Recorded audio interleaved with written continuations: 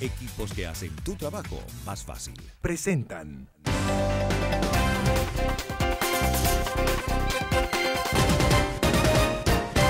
Muy buenas tardes, queridos amigos. Bienvenidos a Vladimir a la Una.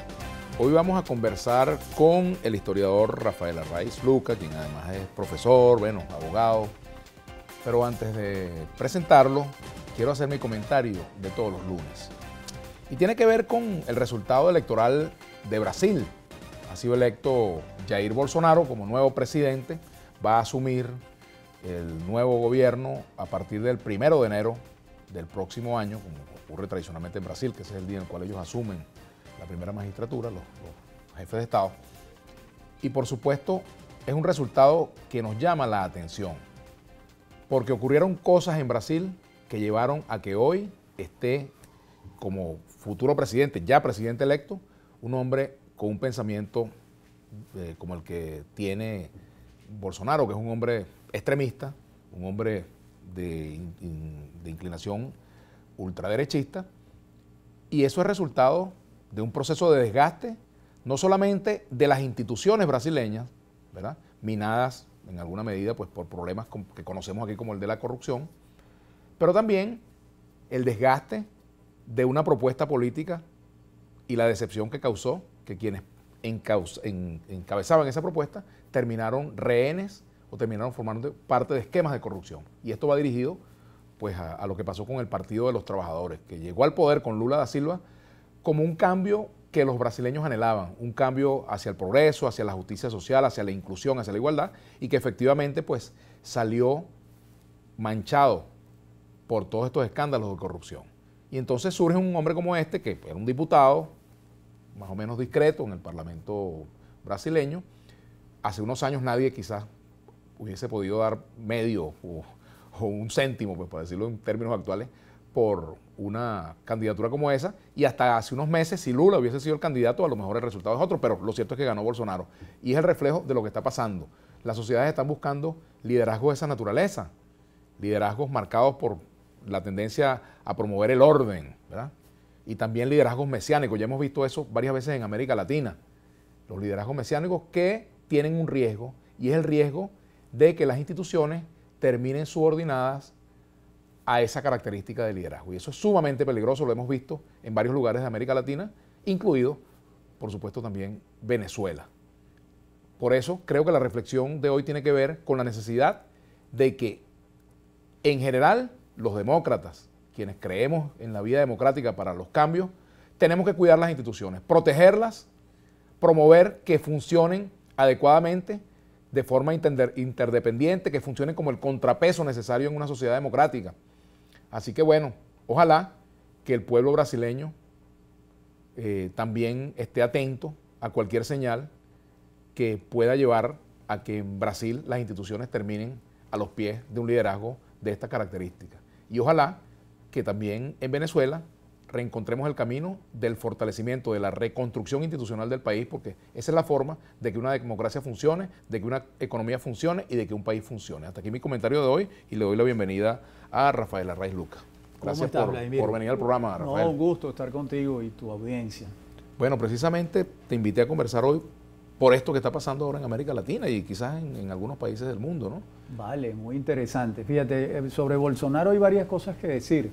Una, que Bolsonaro no es propiamente un outsider, no es un empresario que entró en la política, sino es un diputado desde 1991. Tiene 7 periodos en el Congreso de Brasil, con un partido muy pequeño que históricamente a lo largo de esos 7 periodos no significó prácticamente nada en Brasil. Pero Bolsonaro no es que alguien se lo sacó de la manga, él estaba en la política brasilera, pero sin mayor significación. Ahora, el fenómeno Bolsonaro hay que analizarlo desde la ley del péndulo político, es decir, el PT tiene muchos años en el poder con un desgaste importante, unos casos de corrupción muy graves a partir de la investigación del lavallato, el autolavado, y bueno, todo eso cercó, deterioró, erosionó el liderazgo del PT y de Lula y de Dilma Rousseff, y era de esperarse que surgiera un personaje como este. Ahora, es un personaje que se va al extremo, porque las declaraciones de Bolsonaro, no las de ayer y las de hoy, que son más o menos sensatas, pero las declaraciones de hace unos días son lo que podemos llamar políticamente incorrectas. Yo recuerdo, por ejemplo, donde dice que si él tuviese un hijo homosexual, preferiría que el hijo muriese en un accidente, por decirte algo. Es una cosa verdaderamente alarmante. Tiene este tipo de declaraciones que son verdaderamente escandalosas. Lo interesante, los manifestantes ayer gritando "viva la policía militar", por ejemplo. Viva la policía militar. Él hace un elogio en varios discursos de él hace unos años de la dictadura militar brasileña, la que va de 1964 a 1985. De modo que, mira, son una cantidad de declaraciones que verdaderamente cualquiera se alarma, pero esas declaraciones, al parecer, más bien insuflaron el respaldo durante su campaña. O sea que la gente quiere oír eso. Así como el pueblo norteamericano quería oír una cantidad de afirmaciones de Donald Trump en la campaña que se salían de lo políticamente correcto también.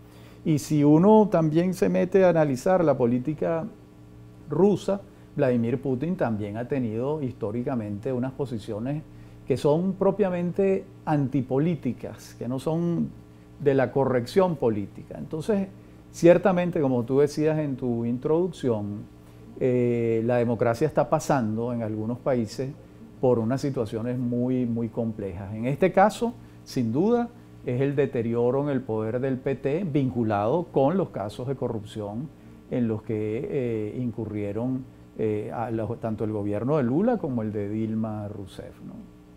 Ahora fíjate, también allí el asunto de las instituciones. En el caso de Brasil hay que reconocer que al menos en esos casos las instituciones dieron una respuesta. Se produjo un proceso de destitución, bueno, con su condimento político. Sí, pero también es obvio que en medio de esos casos de corrupción y en medio de las alianzas políticas que se generaron en Brasil, hubo alianzas muy pragmáticas que terminaron precisamente desdibujando un proyecto político. Sí, fíjate, yo le escuché, marcados por lo económico también, ¿no? Yo le escuché decir a Fernando Enrique Cardoso en una entrevista que ahora que en Brasil estaban mandando los jueces, y realmente hay algo de eso, porque Lula da Silva está preso, hay un poder judicial que funcionó en relación con eso. Yo no digo que eso no tenga, como tú señalas, algún tinte político, por supuesto que lo tiene, pero ahí hay un poder judicial. O sea que ahí hay unas instituciones funcionando. Sin embargo, fíjate, Bolsonaro también, un hijo de Bolsonaro dijo que cualquier problema con el tribunal, cualquier conflicto, obstáculo, se resuelve con unos soldados. Así es. Entonces, ese es el problema que hay, que este tipo de liderazgo pudieran tratar nuevamente de pasar por encima de las instituciones.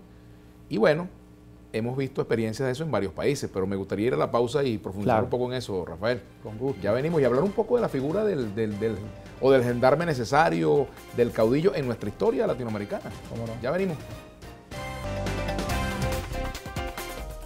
Los invitamos a seguirnos en nuestras redes sociales. En Twitter, @Globovisión.